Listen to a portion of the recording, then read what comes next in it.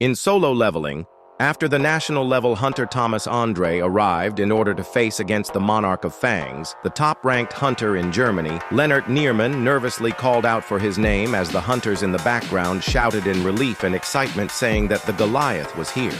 But Andre, annoyed, yelled telling the idiotic hunters not to stand there and evacuate the civilians. Looking at the monster before him, Thomas said that it looked like this wild beast didn't know its place. But the menace only stared back, licking his lips, ready to pounce on the man before him, making Andre say that a mad beast like him must be vanquished, and that was a universal truth. As both wild animals stared at each other, they ferociously emitted aura upon aura, waiting to see who would be making the first move. Rakan suddenly launched an attack in a fraction of a second, hitting Andre point blank, but Andre's impenetrable body managed to block the attack, making his claws useless against him. And with this chance, Andre quickly counterattacked, launching a devastating blow to the Monarch's jaw. But this didn't stop the beast, as he managed to counter the counterattack, hitting Andre's side. But Andre took it like a champ, suddenly extending his hand over the Monarch and pummeling him into the ground with overwhelming strength. Getting out of the car, Choi Jong-in asked a hunter how the evacuation was going so far. He responded saying that they were still rescuing civilians inside buildings, making Guildmaster Choi ask which guilds were dealing with the situation on site. The hunter responded saying that the Fiend Guild and White Tiger Guild were dispatched to the site, and hunters over the country were also gathered there because of the massive gate, saying he's sure the beast would be subdued in no time. The random hunter went on to say that the Hunters Guild only has to focus on rescuing civilians and getting them out of the area, but Guildmaster Choi could only think about how this dumbass said the beast would be subdued in no time. With Thomas Andre, a national-level hunter, battling against this mysterious beast, the colossal aura he was feeling, he had never felt something of this magnitude before, not even during the Jeju Island raid, and then he questioned what the hell kind of monster the Goliath was up against. A monkey can be seen flying across the sky at incredible speeds, then immediately crashing into a building with tremendous force, with the one who sent him flying being no other than the national-level hunter, Thomas Andre. But as the dust started to settle, the beast quickly started climbing up the building, and in the fraction of a second, the Monarch suddenly launched himself towards Andre with immeasurable speeds, landing a devastating headbutt right on the hunter's gut. But this attack wasn't able to make Andre move even one step from his place, completely stopping him in his tracks. Then, in 1/10 of a second, he suddenly grabbed the Monarch, lifting him up into the air, and then landing the most destructive suplex ever seen to man.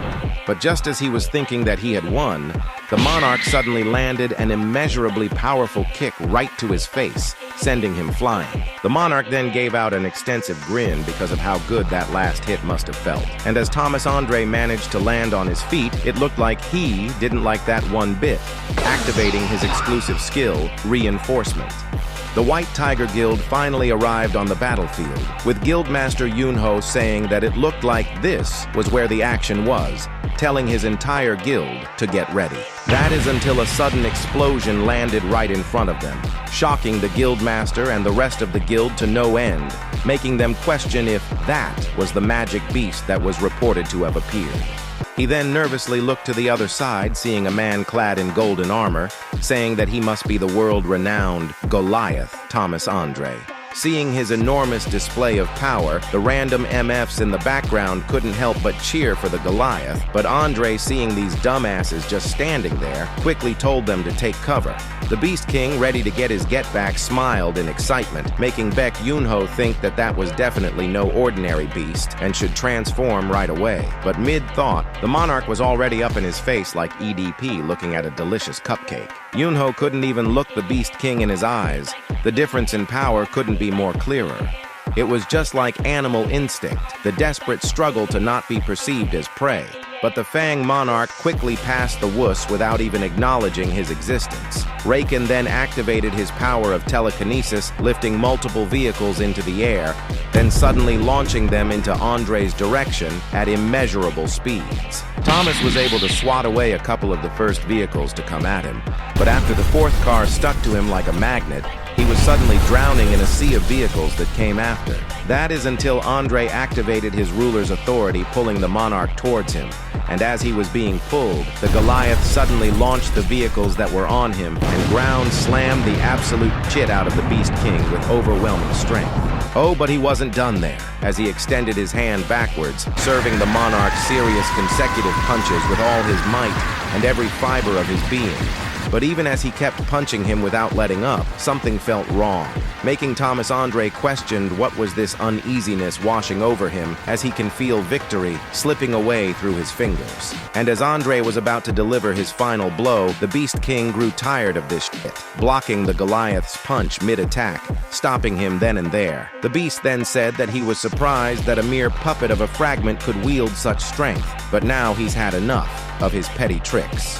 The King of Beasts then suddenly crushed Andre's fist with his immense strength, and as he towered over him, he asked, "Are you afraid?"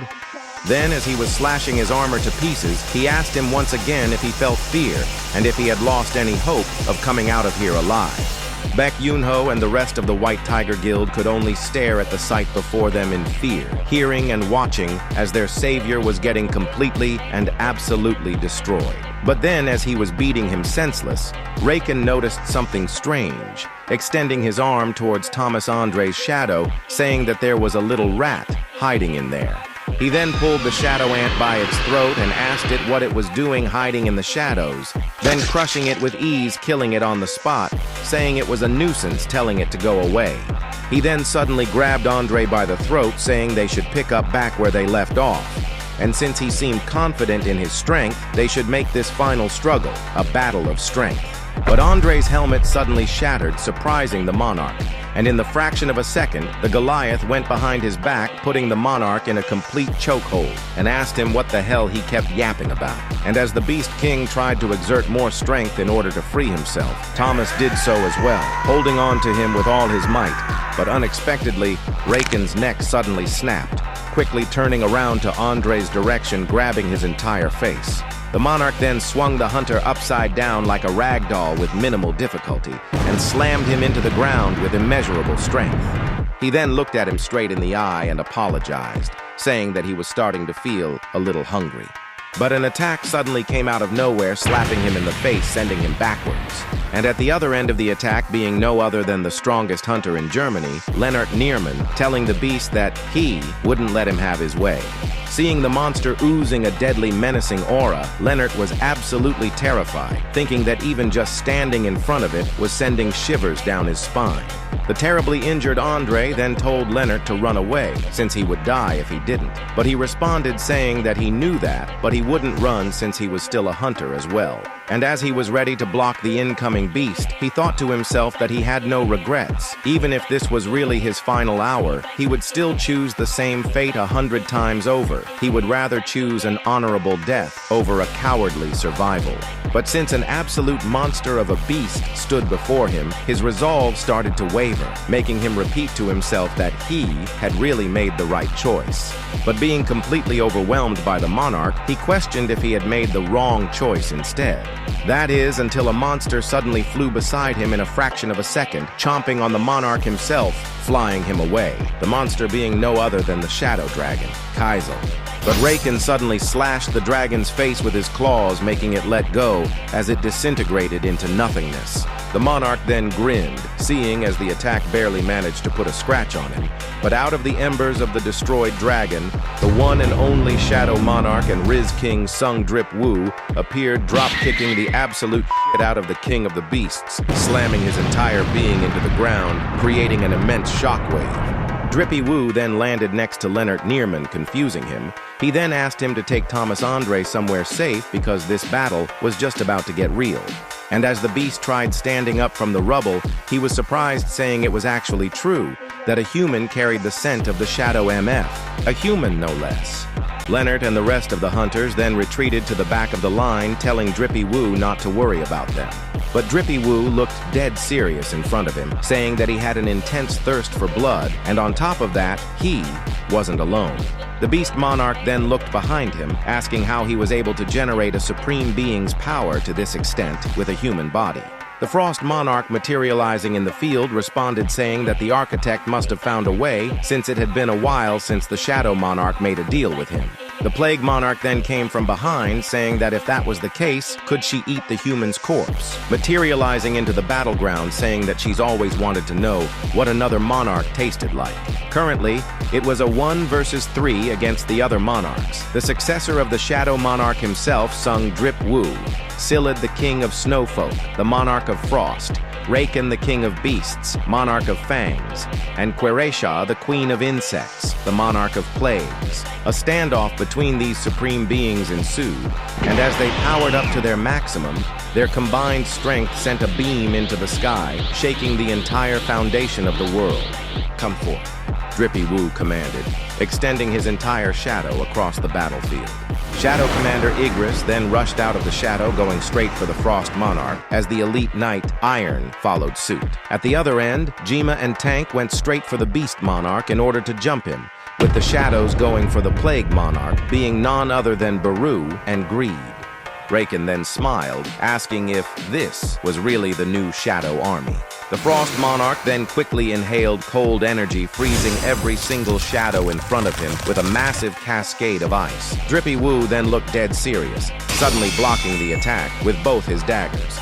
In the aftermath of the attack, both Greed and Tusk can be seen stuck encased in ice, as well as the entire Shadow Army Jinwoo had just summoned. The Frost Monarch then said that even though there's quite a few of them, they were still just disorderly mobs, saying that his soldiers wouldn't be able to move an inch inside this ice prison.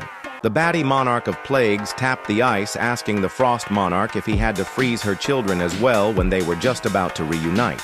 The Frost Monarch then said that it was absurd how Jinwoo thought he could stop them using only these shadows, saying that he must be looking down on them. And what's more, it seemed like he hadn't fully absorbed the powers of the Shadow Monarch yet. The Monarch of Shadows may have been the greatest one among them, but he still shouldn't have underestimated the powers of the other monarchs. Jinwoo then crushed the ice, encasing his hand with ease, and while looking at the Frost Monarch dead in the eye, he said, "You," swinging and spinning his dagger around. "No matter what happens, you're going down." The Frost Monarch then summoned an entire army of ice golems, saying that he was an insolent fool. The Monarch of Plagues, summoning her army of disgusting insect zombies, went on to say that they should let her in on the fun as well. A group of insects then suddenly lunged themselves towards Jinwoo in order to swarm him, which surprised him, making him question if she was really using human corpses, as he sliced them apart with ease. A giant ice golem then came out of nowhere, attempting to stomp Jinwoo into the ground, but he easily managed to dodge the attack, climbing up on his legs, slashing his entire head clean off his body. But suddenly, a group of golems appeared in an instant, making Jinwoo activate his Quicksilver skill, jumping out of the golem's surrounding array, rushing straight for the Frost Monarch at immeasurable speeds. The Monarch of Frost, being completely surprised by this stunt, didn't have any countermeasures to block the incoming attack. That is, until the Beast Monarch suddenly stepped in, attempting to slice Jinwoo with his claws, but failed since he managed to dodge it, leading to an all-out confrontation between both monarchs, which was faster than the eye could see. Rakan then asked if he really thought he could hurt him with a little iron stick like that, but Jinwoo, suddenly slicing the Beast King's hand in a fraction of a second, said that this wasn't an ordinary iron stick.